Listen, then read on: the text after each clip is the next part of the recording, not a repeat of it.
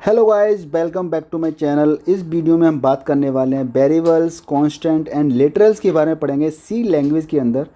तो ये basic concept को समझें उससे पहले आपसे रिक्वेस्ट है कि इस वीडियो को लाइक कर दीजिए, शेयर कर दीजिए और चैनल पर नए हो तो चैनल को सब्सक्राइब कर लीजिए। गाइस, सबसे पहले हम पढ़ते हैं वेरिएबल्स, यानी कि वेरिएबल्स क्या होते हैं सी लैंग्वेज के अंदर। हालांकि वेरिएबल की आप बात करें सी लैंग्वेज या जावा या कुछ भी लैंग्वेज बात करें तो वेरिएबल्स होते हैं जो कि हर जगह एक लॉ होता है, एप्लीकेबल होते हैं और इस सब कॉन्सेप्ट एक ही होता है। तो देखिए वेरिएबल क्या होता है। एक वेरिएबल क्या होता है कि एक कंटेनर होता है, यानी कि स्टोरेज एरिया होता है जिसमें क्या कहते हैं डेटा को रखते हैं। अब मैं आपसे बोलूँ कि आप अपने माइंड के अंदर आप कोई चीज़ घटना को या कोई वैल्यू है उसको स्टोर कर रख लीजिए, तो आप माइंड के सेल्स के अंदर वैल्यू को स्टोर कर रखते हैं। अब बात आ जाती है जैसे कंप्यूटर की, तो कंप्यूटर में आप किसी चीज़ को आपको स्टोर कर रखना है कि आपको मैं बोल दूं कि आप 25 स्टोर कर लीजिए, ये एक वैल्यू डिजिट है, इसको आप स्टोर कर लीजिए। तो कंप्यूटर के अंदर आपकी क्या होती है, रैम होती है, रैंडम एक्सेस मेमोरी होती है, ठीक है जी। तो उस रैम के अंदर या रोम के अंदर जो भी आपकी मेमोरी है जिसके अंदर भी आप रखना चाहते हैं, हार्ड डिस्क वगैरह होती है उसके अंदर आप रखेंगे। तो यानी कि जब हम कंप्यूटर में जब प्रोग्राम को एग्जीक्यूट करते हैं तो हार्ड डिस्क में ना रखे क्या होता है कि हम कंप्यूटर की मेमोरी में रखते हैं, ठीक है, रैम के अंदर रखते हैं। तो रैम के अंदर क्या होते हैं, मेमोरी के अंदर बहुत सारे एड्रेस होते हैं, यानी कि रैम के अंदर एड्रेस होते हैं। तो क्या होता है कि आप उस चीज़ को यानी 25 को रखना है तो आपको जहाँ पर रखना है उसका नेम देना पड़ता है, उसको बोलते हैं वेरिएबल। यानी कि किसी को कंटेन कर रखना, यानी कि सपोज दैट, जैसे आप एक एग्जांपल ले लेता हूँ आपके लिए ईजी रहेगा बहुत समझना। यानी कि जैसे इंट एक्स कर दिया मैंने यहाँ पे, ठीक है, और एक्स इजकल टू मैंने क्या कर दिया 25 ये कर दिया। तो इसका मतलब क्या है, इसका मतलब ये है कि एक्स मैंने एक वेरिएबल डिक्लेयर कर दिया जिसका डेटा टाइप क्या है, इंटीजर, जिसका डेटा टाइप इंटीजर है, यानी कि इंटीजर टाइप की वैल्यूज़ को स्टोर कर सकता है क्या, एक्स। और मैंने उसके अंदर क्या डाल दिया, 25 डाल दिया मैंने इसके अंदर, ठीक है। तो इस तरीके से क्या होता है कि आपका वेरिएबल क्या होता है, आपका एक कंटेनर होता है, ठीक है, जिसके अंदर जो हमने डेटा टाइप उसका बता दिया, उस वेरिएबल का जो भी डेटा टाइप बताया उसके अंदर हम वैसी ही वैल्यू रख सकते हैं। अब मैं आपसे बोल दूं कि आप दूध को यानी मिल्क को आप किसके अंदर रख सकते हो, किसी कंटेनर के अंदर रख सकते हो ना। इसी तरीके से गैस को किसके अंदर रख सकते हो, किसी क्लोज्ड कंटेनर के अंदर, ठीक है। तो इसी तरीके से अगर आप इंटीजर की टाइप की वैल्यू रखनी है तो इंटीजर लेना पड़ेगा, कैरेक्टर टाइप की वैल्यू रखनी है तो आपको कैरेक्टर में रखना पड़ेगा। इसी तरीके से आपको डेसिमल वैल्यू रखनी है तो आपको फ्लोट के अंदर रखना पड़ेगा। और जो भी बूलियन वैल्यू होती हैं ट्रू और फॉल्स, वो आपको बूल के अंदर रखना पड़ेगा। तो इसी तरीके से आपके क्या होते हैं, वेरिएबल्स हो जाते हैं। अब वेरिएबल्स के कुछ रूल्स भी होते हैं कि जब आप वेरिएबल को डिक्लेयर करते हैं तो उनके रूल क्या होते हैं। तो देखिए आप क्या कर सकते हो इसके अंदर जब भी आप वेरिएबल डिक्लेयर करते हो तो इसके अंदर आप लेटर्स यानी कि वेरिएबल्स के रूल समझ लेते हैं पहले।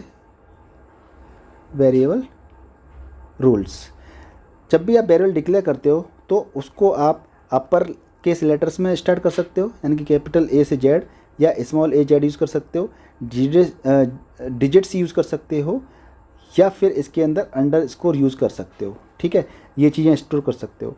और आपका जो फर्स्ट लेटर होता है आपका वेरिएबल का, वो या तो लेटर हो या फिर अंडरस्कोर हो, यानी कि या तो अंडरस्कोर हो, अंडरस्कोर एक्स वाई जेड, इस तरीके से आप डिक्लेयर कर सकते हैं, या फिर एंड कोई भी लेटर स्टार्ट होना चाहिए आपका लेटर से। ये नहीं है कि आप स्मॉल कोई क्या कहते हैं सिंबल लेकर स्टार्ट कर रहे हैं, आप स्पेशल कैरेक्टर से स्टार्ट कर रहे हैं, जैसे कि डॉलर और एक्स बाई जेड, इस तरह से स्टार्ट यूज़ कर रहे हैं, ऐसा नहीं हो पाएगा। या तो अंडरस्कोर से स्टार्ट करिए या फिर कोई लेटर होना चाहिए, फर्स्ट लेटर, ठीक है, वेरिएबल डिक्लेयर करते हैं। अब इसके बाद में और क्या है, जो भी आप वेरिएबल डिक्लेयर करते हो तो वो आपका रिजर्व वर्ड नहीं होना चाहिए। जैसे अगर आपका इंट क्या है, आपका रिजर्व वर्ड है, तो आपका वेरिएबल नेम भी आपका इंट नहीं हो सकता है, ये गलत है आपका, ठीक है, इस तरह नहीं हो सकता है ये। दूसरा, आप जब वेरिएबल को डिक्लेयर करते हो तो आपके 31 करेक्टर्स का कोई भी वेरिएबल नेम रख सकते हो। जैसे कि सपोज मैं आपको इंट एक्स वाई जेड 1 2 3 4 5 इस तरीके से आपके 31 करेक्टर्स तक आप क्या कर सकते हो, वेरिएबल का नेम रख सकते हो, इससे ज़्यादा आप नहीं रख पाओगे, ठीक है। तो इस तरीके से आपका क्या हो गया, ये आपके वेरिएबल्स हो गए। अब हम बात कर लेते हैं लिटरल्स, काफ़ी इंपॉर्टेंट है ये भी और बहुत ज़्यादा आवश्यकता पड़ती रहती है। तो देखिए लिटरल्स क्या होते हैं, लिटरल्स क्या होते हैं कि एक न्यूमेरिकल लिटरल्स होते हैं, न्यूमेरिकल लिटरल होते हैं, जैसे कि विदाउट एनी फ्रैक्शनल पार्ट हो सकता है या एक्सपोनेंशियल पार्ट हो सकता है। और इसके अंदर क्या होता है, दो तरह के लिटरल्स होते हैं इंटीरियर जो सी लैंग्वेज के अंदर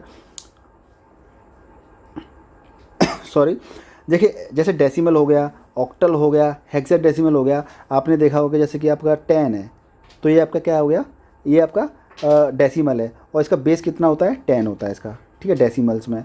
और ऑक्टल की बात करते हैं तो ऑक्टल में आपका जैसे कि ऑक्टल है, ऑक्टल नंबर है कोई भी और इसका बेस कितना होता है आपका 8 होता है। इसी तरीके से आपका कोई हेक्साडेसिमल है, हेक्साडेसिमल नंबर है कोई भी आपके पास तो उसका बेस कितना हो जाता है आपका 16 हो जाता है। तो इस तरीके से क्या होता है कि आप इस तरीके से चीज़ों को लिटरल्स होते हैं इनका इस्तेमाल कर सकते हैं। और कैसे प्रॉपर तरीके से इस्तेमाल करेंगे आपको वैसे वैसे आपके आगे और बताऊंगा, इसके अंदर वीडियो के अंदर बात करते रहेंगे। तो ये जो आपको मैं बता रहा था वो पहला पार्ट था जिसको बोलते हैं हम इंटीजर। तो जो मैंने आपको ये तीनों चीज़ें बताई हैं आपको मैंने, जो हेक्साडेसिमल, ऑक्टल और डेसिमल, ये तीनों आपके थे इंटीजर्स लिटरल्स, ठीक है। अब हम बात करते हैं फ्लोटिंग पॉइंट लिटरल्स। देखिए फ्लोटिंग पॉइंट लिटरल्स क्या होते हैं, floating point literals, LITRE, right. Floating point literals क्या होते हैं कि इसके अंदर कोई भी आपके पास या तो एक नंबर हो सकता है, न्यूमेरिक नंबर हो सकता है, या फिर आपका फ्रैक्शनल फॉर्म हो सकती है, या फिर आपकी इसकी एक्सपोनेंशियल फॉर्म हो सकती है। यानी कि जैसे कि फ्रैक्शनल में क्या हो गया 2.0, 3.0, ये आपका लिटरल्स हो गया आपका। या इसके अलावा आप कह सकते हो कि जैसे 10 रेज की पावर 5 या 10 रेज की पावर -4, तो इस तरीके से आपकी ये फॉर्म हो सकती है। तो फ्लोटिंग पॉइंट लिटरल्स हो गए, यानी फ्लोट मतलब डेसिमल नंबर्स, ठीक है। अब हम बात करते हैं कैरेक्टर्स। तीसरा होता है आपका लिटरल्स, क्या होता है कैरेक्टर्स, वेरी इंपॉर्टेंट। कैरेक्टर्स की बहुत आवश्यकता होती रहती है, हमारी लैंग्वेज के अंदर जरूरत पड़ती रहती है। कैरेक्टर्स क्या होता है कि आपका ये कोई भी सिंगल कोट्स के अंदर जो भी हम लेटर को बंद कर देते हैं वो आपका लिटरल्स हो जाता है कैरेक्टर टाइप। सपोज दैट आपका ए है, इसको मैंने सिंगल कोट्स के अंदर बंद कर दिया ऐसे, तो ये क्या हो गया कैरेक्टर लिटरल्स हो गया। ये आपका एम है, ये हो गया। आपका बी है तो ये लिटरल्स, यानी किसी भी कैरेक्टर को आप क्या कर दीजिए सिंगल कोट्स के अंदर बंद कर दीजिए तो वो आपका लिटरल्स हो जाता है। चाहे वो आपका कैरेक्टर हो, चाहे वो डिजिट हो, या फिर कोई भी आपका स्पेशल कैरेक्टर हो, तो वो लिटरल्स हो जाते हैं, कैरेक्टर लिटरल्स, ठीक है। अब हम बात करते हैं चौथा पॉइंट है जो लिटरल्स के अंदर आता है, वो है आपका चौथा एस्केप सीक्वेंसेस। एस्केप सीक्वेंसेस पढ़ लेते हैं, सीक्वेंसेस थोड़ा साफ लिख देता हूँ आप लोगों के लिए। देखिए एस्केप कैरेक्टर्स कहते हैं हम, जिसको सिंपल से समझ लें बात को। एस्केप कैरेक्टर्स क्या होते हैं कि इनको बेसिकली आप जब कोडिंग करेंगे ना तब आप बेहतर तरीके से समझ सकते हैं। जैसे कि आपको बताऊं मैं कि बैक स्पेस के लिए आपका /B चलता है, ठीक है, /N न्यू लाइन के लिए चलता है। जैसे आपने कोई चीज़ अपने कंसोल पे प्रिंट कर दी कि हेलो प्रिंट कर दी, और फिर आपको यहाँ पे प्रिंट करना है, आपको यहाँ से नीचे से प्रिंट करना है मिकी, ठीक है, जो भी प्रिंट करना है। तो मिकी को प्रिंट करने के लिए आपको क्या करना पड़ेगा, /N करना पड़ेगा, तभी आपका कर्सर यहाँ से हेलो से यहाँ पे नीचे आ पाएगा, ठीक है।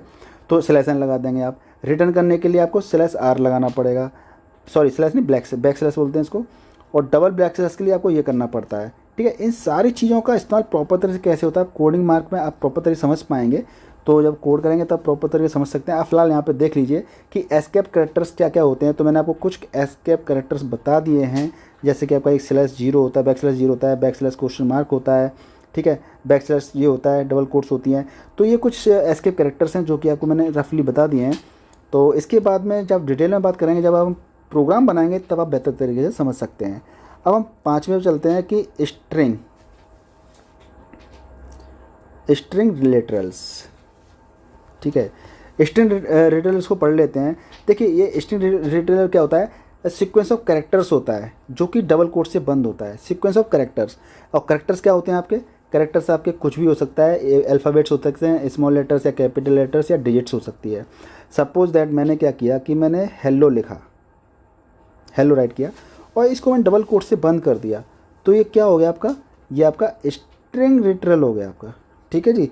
अब कैसे हो गया, देखिए आपने हेलो लिखा, ये क्या है आपका सीक्वेंस ऑफ कैरेक्टर्स है, यानी कि पहला कैरेक्टर, दूसरा कैरेक्टर, तीसरा कैरेक्टर, चौथा कैरेक्टर, पांचवा कैरेक्टर।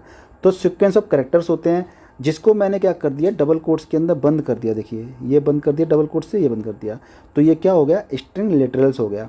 सपोज दैट मैंने डबल कोट्स से डबल कोट्स ये कर दिया, इसका मतलब ये हो गया कि आपकी ये एम्प्टी स्ट्रिंग है, ये एम्प्टी स्ट्रिंग है ये, ठीक है जी। इसी तरीके से मैं डबल कोट्स कर दिया और यहाँ पे कुछ स्पेस ले लिए, सपोज दैट ये कर दिया, तो यहाँ पे स्पेस है, मान लीजिए ये तो तीन स्पेस है, तो ये क्या हो गया आपका स्पेस ऑफ 3 कैरेक्टर्स, यानी 3 कैरेक्टर के स्पेस है यहाँ पे ये। इसी तरीके से आपने कोई भी डबल कोट्स के अंदर एक्स कर दिया, वाई कर दिया, जेड कर दिया, इस तरह से, तो ये एक्स वाई जेड आपकी स्ट्रिंग हो गई, ठीक है। इसके अंदर आपने कोई भी सेंटेंस लिख दिया डबल कोट्स के अंदर, तो जैसे कि I am good, double quotes, तो ये पूरा क्या हो गया आपका एक सेंटेंस हो गया, जो कि क्या है करेक्टर, यानी कि स्ट्रिंग हो गया, ये पूरा स्ट्रिंग सेट हो गया ये, ठीक है। अब हम इसके बाद में बात कर लेते हैं लास्ट टॉपिक जो इस वीडियो का होगा, कॉन्स्टेंट्स। देखिए कॉन्स्टेंट्स क्या होते हैं, इसकी वैल्यू हम throughout the program change नहीं कर सकते। थ्रू आउट द प्रोग्राम, पूरे प्रोग्राम के अंदर हम कांस्टेंट की वैल्यू चेंज नहीं कर सकते। जैसे कि is equal to M C square है, तो इसके अंदर कांस्टेंट पार्ट कौन सा वाला है, एम और सी है ना, तो सी की एक कांस्टेंट वैल्यू हो सकती है। Is equal to M C square के अंदर जो भी आपका कांस्टेंट पार्ट है, उसका जो मुझे वो तो याद नहीं रहा है कि इसकी वैल्यू कितनी होती है, लेकिन आप देख सकते हैं कि वो कांस्टेंट रहती है। सपोज दैट एरिया होता है आपका, सर्कल का एरिया क्या होता है, पाई आर स्क्वायर, ठीक है। तो पाई है, पाई में यहाँ पे वैल्यू क्या होती है आपकी, पाई क्या होती है वैल्यू 3.14, तो ये क्या हो गया आपका कांस्टेंट हो गया। ये आपकी 3.14 आपकी थ्रू आउट द प्रोग्राम, ये यूनिवर्सल है एक तरह से कि 3.14 ही होती है। तो जैसे कि हम किसी प्रोग्राम को जब सी लैंग्वेज के अंदर कोड करेंगे, सी लैंग्वेज के अंदर में जब कोड करते हैं, तो आपको कुछ वैल्यूज़ क्या होती हैं कि आपको रखनी पड़ती हैं, जो कांस्टेंट होती हैं, जिनको चेंज ही नहीं होती है। तो आप इसके अंदर जैसे कि आपने 3.14 आपने फिक्स कर दी, इसी तरीके से आपकी बाकी और भी वैल्यूज़ होती हैं, जो आप जब आप फिजिक्स के अंदर बात करेंगे, केमिस्ट्री के अंदर बात करेंगे, तो कई सारी कांस्टेंट वैल्यूज़ होती हैं। तो आप इसको क्या कर सकते हो कि इस तरीके से आप इसको कांस्टेंट वेरिएबल की ज़रूरत पड़ जाती है। तो कांस्टेंट वेरिएबल को हम डिक्लेयर कैसे करेंगे, तो जैसे कि हम पाई की बात कर लेते हैं, तो इसको हम डिक्लेयर कैसे करेंगे, CONST कॉन्स्ट, और उसके बाद में उसका जो वो होता है डेटा टाइप फ्लोट, और इसकी वैल्यू क्या है आपकी, और यहाँ पे वेरिएबल नेम दे दीजिए पाई, और उसके बाद में उसकी वैल्यू दे दीजिए 3.14, और ये लाइन को बंद कर दिया आपने। तो ये क्या हो गया पूरा आपका, ये आपका फिक्स हो गया कि आपने कांस्टेंट टाइप का एक वेरिएबल लिया है, ये कांस्टेंट हो गया, और ये क्या लिया है, डेसिमल टाइप का लिया है, डेसिमल, फ्लोट क्या होता है डेसिमल, और इंट टाइप का होता है इंटीजर टाइप की वैल्यू के लिए, और ये वेरिएबल नेम हो गया, और 3.11 क्या हो गया इसका 3.14 वैल्यू हो गई इसकी। अब आपने क्या कर दिया, यहाँ पे पाई की आपने वैल्यू कर दी 3.14, जो कि कांस्टेंट टाइप की दे दी, यानी कांस्टेंट चेंज नहीं होगी। और अगली लाइन में आप क्या करते हो कि पाई इक्वल्स टू, आप इसकी वैल्यू को चेंज करते हो 3.15 करते हो मान लीजिए, तो ये क्या कर देगा, एक्सेप्शन दे देगा, एरर दे देगा, क्योंकि कांस्टेंट वैल्यू आपने दे रखी थी, और कांस्टेंट वेरिएबल की वैल्यू को आप चेंज नहीं कर सकते हो, ठीक है। तो गाइस इस तरीके से क्या होता है कि आप कांस्टेंट और लिटरल्स वगैरह के बारे में समझ गए होंगे, वेरिएबल्स के बारे में समझ गए होंगे, लेकिन फिर भी आपको अगर कोई डाउट रहता है तो मुझे आप कमेंट करके पूछ सकते हैं। वीडियो को लाइक कर दीजिए, शेयर कर दीजिए, और चैनल पर नए हो तो चैनल को सब्सक्राइब कर लीजिए। मिलते हैं नेक्स्ट वीडियो में, तब तक के लिए goodbye and take care.